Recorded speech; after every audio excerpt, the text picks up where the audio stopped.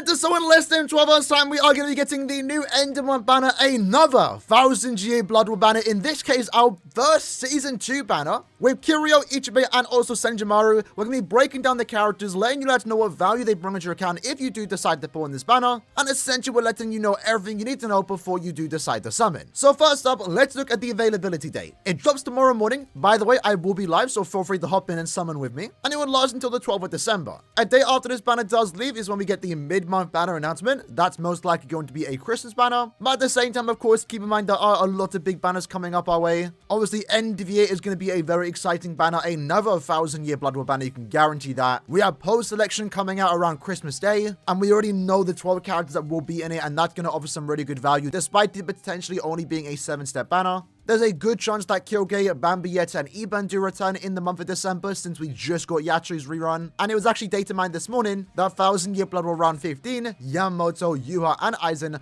are also returning potentially within the next week or two. So while of course this banner is a good banner to summon on, and the characters of course are great, there are a lot of great things coming away in the month of December that you might want to have some orbs for. If you are more wanting to go into those banners, then of course you should be saving your orbs on those banners and skipping a banner like this. Having a look at the actual banner itself, of course it does feature the 3 new ones, but alongside that, finally, we're seeing some good fillers in 1000-year Blood War banners. And by that, they're finally adding non-1000-year Blood War fillers. In this case, making up half of the banner, we have 3 premium characters with Noitora, Zapro. Not the best choice of fillers, I will say, but they're better than any other 1000-year Blood War character from like 4 years ago. And then we also surprisingly have Quincy Ichigo, who's a really good character, one of the best characters in the game, and overall adds more value to this banner. But remember, once more, he will be featured in this upcoming post-selection banner. And then as for the other 3, nothing really worth talking about. They're old 1000-year Blood War characters, not really that useful, and are mostly just collector's items. But let's have a look at the 3 new characters. First up, starting off with Ichibei. Now, Ichibei is setting up to, of course, be one of the best technique characters in the entire game, and I gotta say, we have to wait and see how he does play out, whether he's OP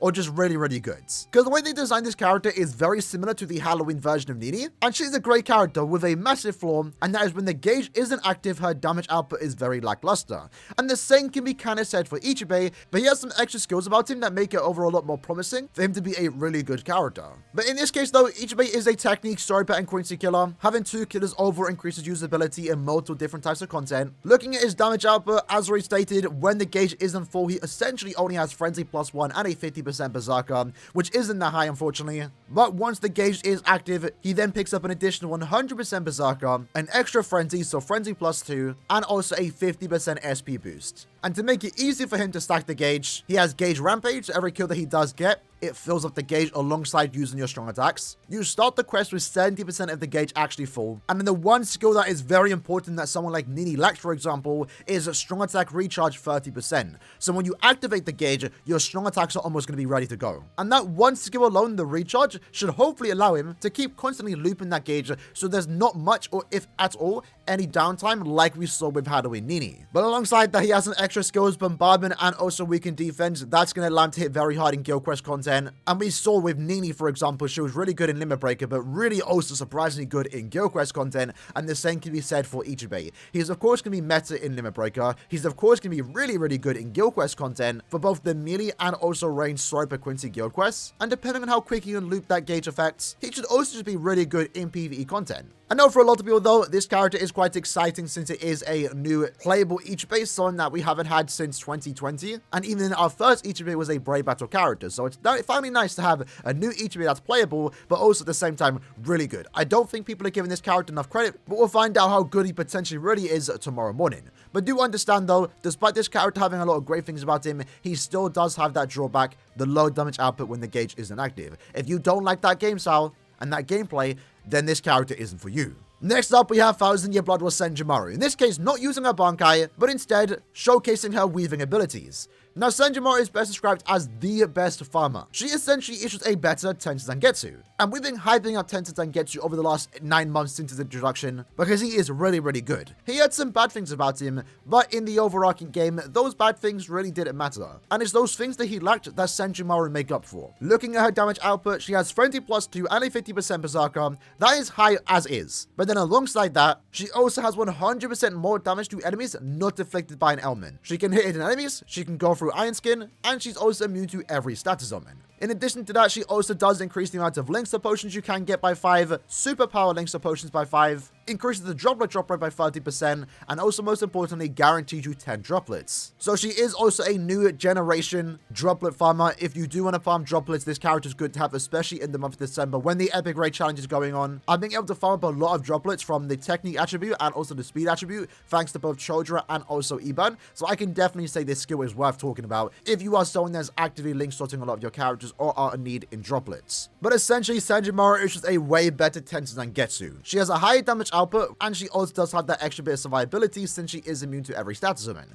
But at the same time, if you have Tensa Zangetsu, he is already perfectly fine in inheritance trials, and while of course Senjumaru is the better character, Tensa doesn't struggle whatsoever. He's also of course once more going to be in this upcoming post-selection banner, where you could potentially get him there. He's premium, you might get him duped out. So while I do believe Senjumaru is the better character, and she offers a tad bit extra more value since she does have the droplet skills, if you are someone that's low on orbs and are saving for an upcoming banner, and you have Tensa Zangetsu, well, technically you don't need Senjumaru. Senjumaru is an amazing character, but so is Tensa Zangetsu, and if you have him, that lessens the need for someone like Senjumaru. But at the same time, if you just like playing with your favorite characters and you want to farm with Senjumaru over Tensa, regardless of who's better or not, then of course you might want to pick up Senjumaru for that particular reason. And then lastly, we have Kirio. In her case, she is a mind human killer, a ranged one at that, with a 40% recharge soul trait, and she is more so designed for guild quest content, while at the same time technically being useful outside of guild quests. In terms of her damage output, she has Frenzy +2, a 60% berserker, can inflict paralysis on every attack except her SA2, and when you do inflict status summon, not only do you do 40% more damage to those paralyzed enemies, you also do get an 80% SP boost. Alongside that, her SA2 is a boost attack, which increases your team's attack, focus, and defense by 43%. Unfortunately, her strong attacks do leave a bit more to be desired, mainly coming from the SA1, unfortunately being a 18% magnification attack, doesn't do the most amount of damage, and at least for guild quest content where this character was technically designed for, because she is a ranged character, her SA2 unfortunately is doing no damage, making that bad SA1 all the more worse.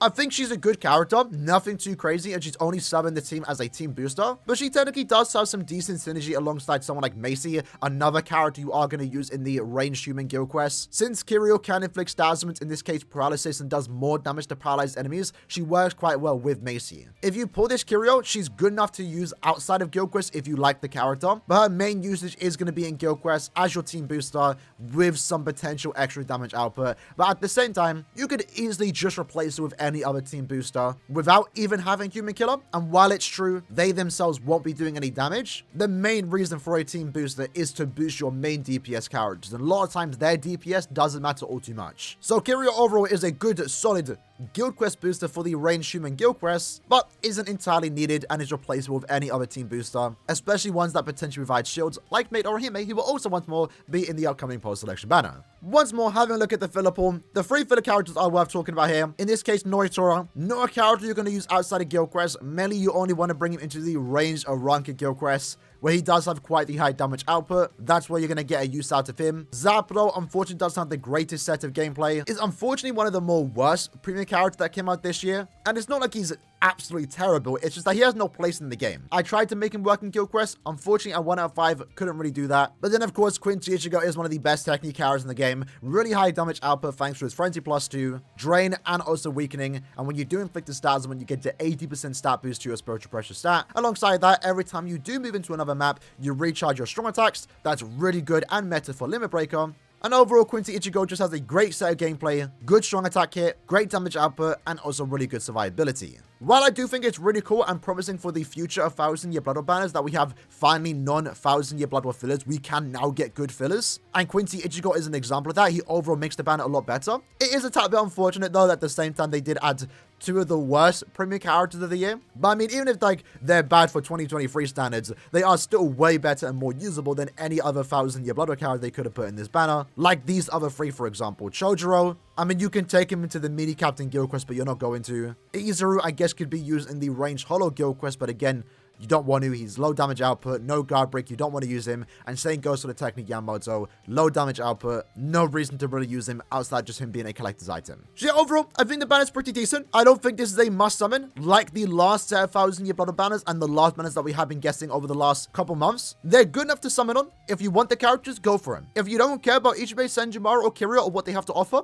then skip the banner, save for the upcoming banners, and pull for what you need and what you want. In my case, I could care less about Kirio, but she definitely will make my guild quest team better, so if I get her, it's not going to be too bad. Ichibei is a character I really do want, and I can see the value in him, so I definitely want to pick him up. And then Senjumaru, I actually ironically want her for the droplet bonus, but at the same time, I don't mind replacing my Tensor with someone like Senjumaru. I feel like she's a cooler character, so I'm going to be pulling for those reasons. At the same time, Quincy Ichigo being in the banner makes it more worthwhile summoning, but I also do know that I can afford to go in this banner while also summoning for the end of year banner. If you're lower norbs, you might want to save for the end of year, or any upcoming banner that we did mention. Again, 1000 year blood will round 15, 1000 year blood will round 18, post selection, and of course the end of year. So with that said, hope you liked and enjoyed the video. If you are summoning the banner, good luck tomorrow. Again, I will be live when the banner does go out, so hope to see you lads there. And I'll see you lads next time. Take care and peace.